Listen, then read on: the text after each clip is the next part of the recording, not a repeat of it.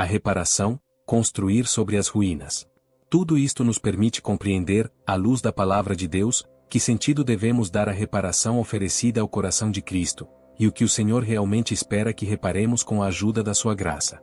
Muito se discutiu a este respeito, mas São João Paulo II ofereceu uma resposta clara aos cristãos de hoje, a fim de nos guiar para um espírito de reparação mais em sintonia com o Evangelho. Sentido social da reparação ao coração de Cristo. São João Paulo II explicou que, entregando-nos em conjunto ao coração de Cristo, sobre as ruínas acumuladas pelo ódio e pela violência, poderá ser construída a civilização do amor tão desejada, o reino do coração de Cristo. Isto implica certamente que sejamos capazes de unir o amor filial para com Deus ao amor do próximo. Pois bem, é esta a verdadeira reparação pedida pelo coração do Salvador. Junto a Cristo, sobre as ruínas que, com o nosso pecado, deixamos neste mundo, somos chamados a construir uma nova civilização do amor. Isto é reparar conforme o que o coração de Cristo espera de nós. No meio do desastre deixado pelo mal, o coração de Cristo quis precisar da nossa colaboração para reconstruir a bondade e a beleza. É verdade que todo pecado prejudica a Igreja e a sociedade, de modo que a cada pecado pode atribuir-se indiscutivelmente o caráter de pecado social, embora isto seja especialmente verdade para alguns pecados que constituem, pelo seu próprio objeto, uma agressão direta ao próximo. São João Paulo II explicou que a repetição desses pecados contra os outros acaba muitas vezes por consolidar uma estrutura de pecado que afeta o desenvolvimento dos povos. Frequentemente isto está inserido numa mentalidade dominante que considera normal ou racional o que não passa de egoísmo e indiferença. Este fenômeno pode definir-se como alienação social. Alienada é a sociedade que, nas suas formas de organização social, de produção e de consumo, torna mais difícil a realização deste dom e a constituição dessa solidariedade interhumana. Não é apenas uma norma moral que nos leva a resistir a estas estruturas sociais alienadas, a desnudá-las e a criar um dinamismo social que restaure e construa o bem, mas é a própria conversão do coração que impõe a obrigação de reparar tais estruturas. É a nossa resposta ao coração amante de Jesus Cristo que nos ensina a amar. Precisamente porque a reparação evangélica tem este forte significado social, os nossos atos de amor, de serviço e de reconciliação, para serem reparações eficazes, requerem que Cristo os impulsione, os motive e os torne possíveis. São João Paulo II dizia também que para construir a civilização do amor, a humanidade de hoje precisa do coração de Cristo. A reparação cristã não pode ser entendida apenas como um conjunto de obras exteriores, que são indispensáveis e por vezes admiráveis. Exige uma espiritualidade, uma alma, um sentido que lhe dê força, impulso e criatividade incansável. Precisa da vida, do fogo e da luz que vem do coração de Cristo. Reparar os corações feridos. Por outro lado, uma reparação meramente exterior não é suficiente, nem para o mundo, nem para o coração de Cristo. Se cada um pensar nos seus próprios pecados e nas consequências para os outros, descobrirá que reparar os danos causados a este mundo implica também o desejo de reparar os corações feridos, onde se produziu o dano mais profundo, a ferida mais dolorosa. O espírito de reparação convida-nos a esperar que cada ferida possa ser curada, por mais profunda que seja. A reparação completa parece por vezes impossível, quando se perdem definitivamente bens ou pessoas queridas, ou quando certas situações se tornam irreversíveis. Mas a intenção de reparar e de o fazer concretamente é essencial para o processo de reconciliação e para o regresso da paz ao coração. A beleza de pedir perdão. Não bastam as boas intenções, é indispensável um dinamismo interior de desejo, que terá consequências externas. Em suma, a reparação, para ser cristã, para tocar o coração da pessoa ofendida e não ser um simples ato de justiça comutativa, pressupõe duas atitudes exigentes: reconhecer a culpa e pedir perdão. É deste reconhecimento honesto do mal causado ao irmão, e do sentimento profundo e sincero de que o amor foi ferido, que nasce o desejo de reparar. Não se deve pensar que reconhecer o próprio pecado perante os outros seja algo degradante ou prejudicial para nossa dignidade humana. Pelo contrário, é deixar de mentir a si mesmo, é reconhecer a própria história tal como ela é marcada pelo pecado, sobretudo quando fizemos mal aos nossos irmãos. Acusar-se a si mesmo faz parte da sabedoria cristã.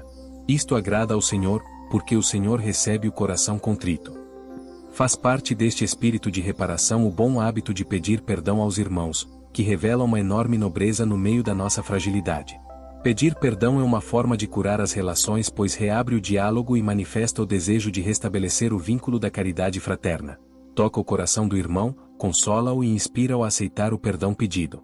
Assim, se o irreparável não pode ser completamente reparado, o amor pode sempre renascer, tornando a ferida suportável.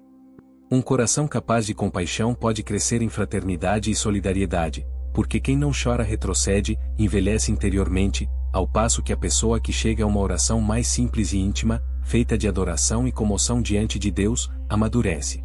Prende-se cada vez menos a si mesma e mais a Cristo, e torna-se pobre em espírito.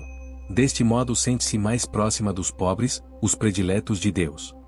Por conseguinte, surge um autêntico espírito de reparação, pois quem está compungido no coração, sente-se cada vez mais irmão de todos os pecadores do mundo, sente-se mais irmão, sem qualquer aparência de superioridade nem dureza de juízo, mas sempre com desejo de amar e reparar. Esta solidariedade gerada pela compunção torna, ao mesmo tempo, possível a reconciliação. A pessoa capaz de compunção, em vez de se irritar e escandalizar pelo mal feito pelos irmãos, chora pelos pecados deles. Não se escandaliza. Cumpre-se uma espécie de reviravolta. A tendência natural de ser indulgente consigo mesmo e inflexível com os outros inverte-se. Pela graça de Deus, a pessoa torna-se exigente consigo mesma e misericordiosa com os outros. A reparação, um prolongamento do coração de Cristo. Há um outro modo complementar de entender a reparação, que nos permite colocá-la numa relação ainda mais direta com o coração de Cristo, sem excluir desta reparação o compromisso concreto com os irmãos, do qual falamos. Num outro contexto, afirmei que Deus de certa maneira, quis limitar-se a si mesmo e que muitas coisas que consideramos males, perigos ou fontes de sofrimento, na realidade fazem parte das dores de parto que nos estimulam a colaborar com o Criador. A nossa cooperação pode permitir que o poder e o amor de Deus se difundam nas nossas vidas e no mundo, e a rejeição ou a indiferença podem impedi-lo. Algumas expressões bíblicas exprimem-no metaforicamente, como quando o Senhor grita: "Se te queres converter, Israel, volta para mim", Jeremias 4:1. Ou quando diz, perante a rejeição do seu povo: "O meu coração dá voltas dentro de mim, comovem-se as minhas entranhas", Oséias 11:8. Embora não seja possível falar de um novo sofrimento de Cristo glorioso, o mistério pascal de Cristo, e tudo que Cristo é, tudo que fez e sofreu por todos os homens, participa da eternidade divina, e assim transcende todos os tempos e em todos se torna presente. Deste modo, podemos dizer que ele mesmo aceitou limitar a glória expansiva da sua ressurreição, conter a difusão do seu imenso e ardente amor para dar lugar à nossa livre cooperação com o seu coração. Isto é tão real que a nossa recusa o detém nesse impulso de doação, tal como a nossa confiança e a oferta de nós próprios abrem um espaço, oferece um canal desimpedido para a efusão do seu amor. A nossa rejeição ou indiferença limitam os efeitos do seu poder e a fecundidade do seu amor em nós. Se ele não encontra em mim confiança e abertura, o seu amor fica privado, porque ele mesmo assim o quis, do seu prolongamento na minha vida, que é única e irrepetível, e no mundo onde me chama a torná-lo presente. Isso não vem da sua fragilidade, mas da sua liberdade infinita, do seu poder paradoxal e da perfeição do seu amor por cada um de nós. Quando a onipotência de Deus se manifesta na fraqueza da nossa liberdade, só a fé a pode descobrir. Com efeito, Santa Margarida conta que, numa das manifestações de Cristo, ele lhe falou do seu coração apaixonado de amor por nós, que não podendo já conter em si as chamas da sua ardente caridade, precisa derramá-las.